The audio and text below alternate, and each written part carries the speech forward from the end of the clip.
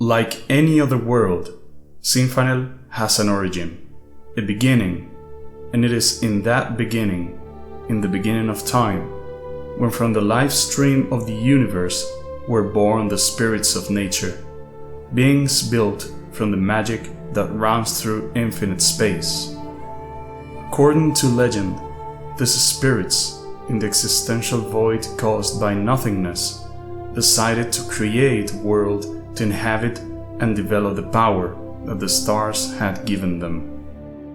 Aqua and Terra began by collecting the stardust and comets that roam the dark universal sky, and with their magic they mixed and shaped it all, forming a compact, moisty, earthy but still unstable and lifeless whole.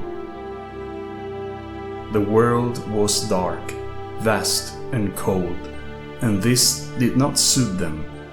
Bortumnus then thought of creating seeds that would live off the water and soil of his companions, and devising a primordial model, he began to spread it over the land that was already surrounded by springs, rivers, seas, and oceans.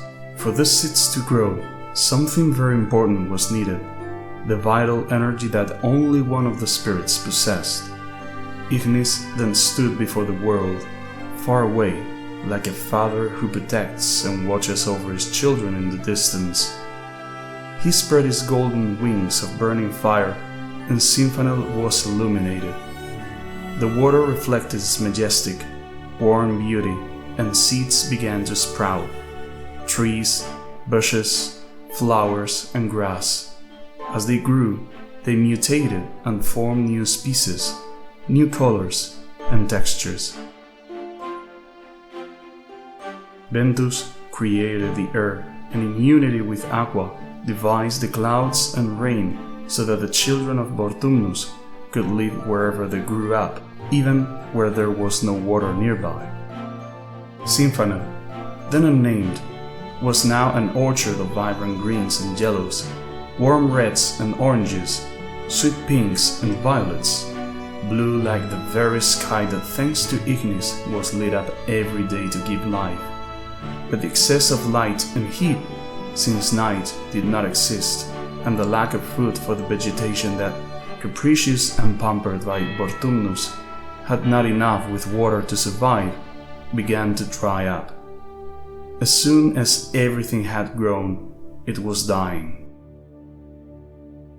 Selene, Ignis' partner, spoke to him and proposed that they share work. Since he felt tired and his excessive energy was killing the world they were trying to create, they would care for and protect Symphanell for half the time each. And so Dies and Noctis were born, the day and the night, who would help their parents in the temporal transition and watch over the life that Bortumnus had sown. The latter, in his agony to save his creation, asked Anima, in whose head wandered beings she always spoke of as her offspring, to give life to these creatures, to put them in the water, in the forests and the mountains, to make them fly, walk and swim, so that they could feed each other, plants and beings. Anima agreed, for she would receive what she would give, life and the opportunity to make that world a place where she could unleash all her power, and she created the animals, among them majestic dragon, the only beast that possessed the knowledge of the universe and speech. His name was Sean, and he was the favorite of the spirits, so much so that they made him Symphanell's protector, and for a long time he guarded it with pride and loyalty, until Anima had new ideas and the anthropomorphic species arrived, which, like Sean, shared the ability to speak and to know. So many there were, so different, and so much attention they needed, that little by little Sean lost his prominence and envy poisoned him, until the love he felt for his creators and Symphanell faded. Instead, an immense hatred seized the dragon, who sought to destroy the new life Anima had created, and as punishment for his betrayal, the spirits of nature stripped him of speech, knowledge, and consciousness, and he became a mere wild beast who would inhabit the world like any other.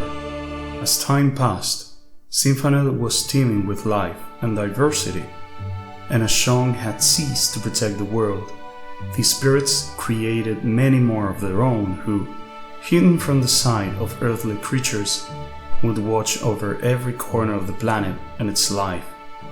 But these protective spirits had a will of their own, and so some rebelled, fed up with following orders and against the punishment meted out to Sean. Their hearts turned dark, and the world knew evil for the first time. The spirits of darkness, as they are called today, would whisper into people's minds, instigating them to commit evil acts or seducing them with the promise of fulfilling their wishes if they could give them their souls and the souls of others in return. Although the spirits of nature tried to eliminate them, the darkness was part of them. It was their creation, their power, so they had no choice but to accept it and try to balance evil with good. And that is how Symphanell was created.